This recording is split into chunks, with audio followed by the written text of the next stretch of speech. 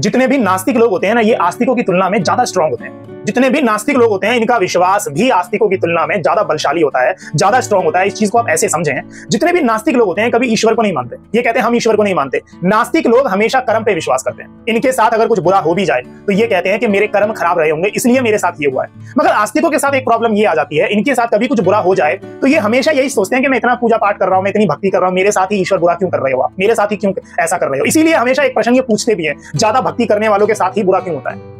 ये विश्वास में कहीं ना कहीं कमी को दिखाता है। दूसरा ये है, जो नास्तिक वाले लोग होते हैं ये किस्मत पे भी विश्वास नहीं करते हैं। ये कहते हैं कि मैं जितनी ज्यादा मेहनत करूंगा, जितने अच्छे मेरे कर्म होंगे, मेरी किस्मत भी उतनी अच्छी होती चली जाएगी। वहीं आस्तिकों की तरफ अगर आप जाके देखें, ये ईश्वर के आगे कहीं ना कहीं रोते ही रहते हैं, कब तक मेरी परीक्षा लेगा, मेरे जीवन में इतने दुख है, मुझे देख क्यों नहीं रहा है, मैं कब से तेरे दर पे आ रहा हूं। अगर बालाजी वाले बाबा नहीं दे रहे हैं तो श्री कृष्ण वृंदावन में मांगने चले जाते हैं, वहां भी नहीं मिल रहा है तो वैष्णो देवी चले जाते हैं। जो नास्तिक होते हैं जैसे भीतर से होते हैं वैसे बाहर से होते हैं, ईश्वर को मानते नहीं है तो नहीं मानते हैं। जो असली नास्तिक होगा वो कभी ईश्वर में कमी भी नहीं निकालेगा। आप ईश्वर को मान रहे हो, आपका भाव है, मैं नहीं मानता हूं। मगर जो भक्ति वाले लोग होते हैं, जैसे भीतर से हैं, ईश्वर के आगे कभी वैसे बनके नहीं पहुंचते हैं, और जैसे बनके पहुंचते हैं असल में वैसे है नहीं, इसलिए इनकी मांगे अधूरी रह जाती हैं। तो मैं ये नहीं कह रहा हूं कि आप नास्तिक हो जाइए या आप आस्तिक हो जाइए। बात यहाँ पे नास्तिक आस्तिक की नहीं है, क्योंकि श्री राम मेरे भी आराध्य हैं, मैं भी हनुमान चालीसा पढ़ता हूं मंगलवार शनिवार को। मैं ये कह रहा हूं कि बात यहाँ पे कर्म की है।